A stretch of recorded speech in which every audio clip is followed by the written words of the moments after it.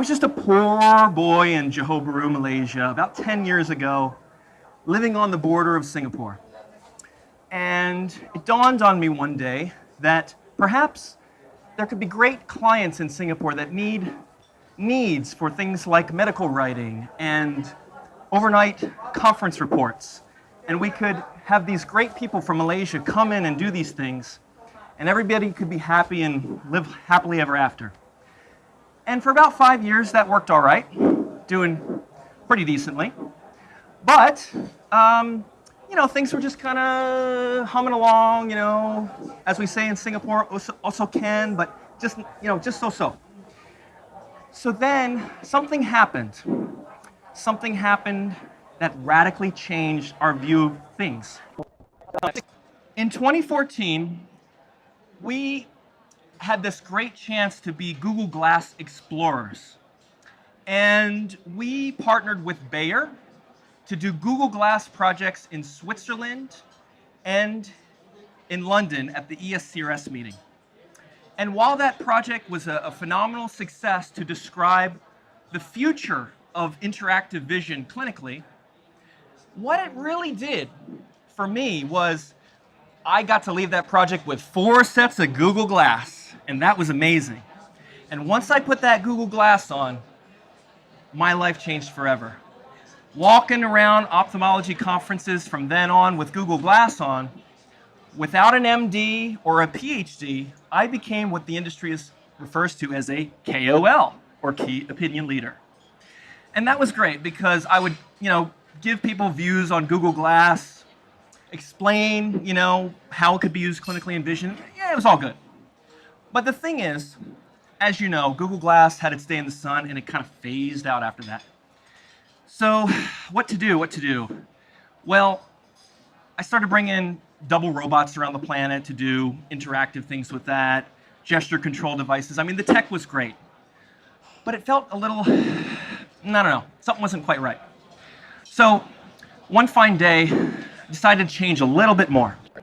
So basically, what I realized was that wearing Google Glass, it allowed people to change their viewpoint of me, but I was still wearing suits to ophthalmology conferences. I was still dressing and looking the same as everyone else.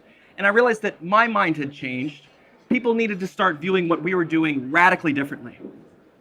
So one fine day, I just started wearing funky stuff. And believe me, textiles in Asia, it's not quite the expense of Google Glass. So it was an affordable, radical way to stand out, be different, and have great new conversations with people. And of course, I realized that I am not perfect, but I am limited edition. And that was a great thing to know as far as self-confidence and being able to interact with people worldwide on a global level. So, and the most important thing that I learned was that being funky, people are going to have different opinions of you. You might know what you're talking about. You might have 10, 15 years in ophthalmology, but some people are going to start to judge you. And when that judgment day comes, the one thing you got to know is there's no shame in my game. That's what it's all about. No shame. Now, the thing is here at Media Mice, we do have interesting things to say, and we do interesting things. We work on amazing peer-reviewed manuscript campaigns to help clients improve quality data for what they're doing.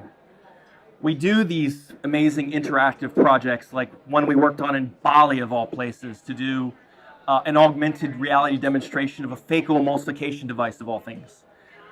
Those are some of my favorite projects. But of course, we, in 2017, launched Pi Magazine, which was a phenomenal success. Asia Pacific's first magazine on the posterior segment. Pi stands for Posterior Segment Innovation and Enlightenment.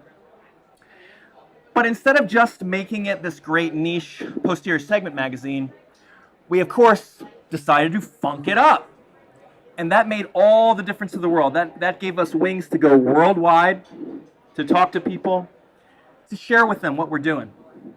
And now, with our 10th year anniversary, we've launched Cake Magazine, Cataract Anterior Kudos and Enlightenment, which is the most delicious magazine on the anterior segment, and it's also the world's second funky ophthalmology magazine. Thank you very much. Now, one other thing I'd like to share. You see, people, what I'd like to share is this. What is it that we're building at Media Mice? What is it that is the essential kernel of truth for us? It is this, that we are building a collegiate association of people who travel the world together and share things together. And as a byproduct of that, we get to change the future of vision. So we don't start with the end in mind. We start with each other, and the end naturally comes. Thank you very much. Thanks for coming to our 10th birthday.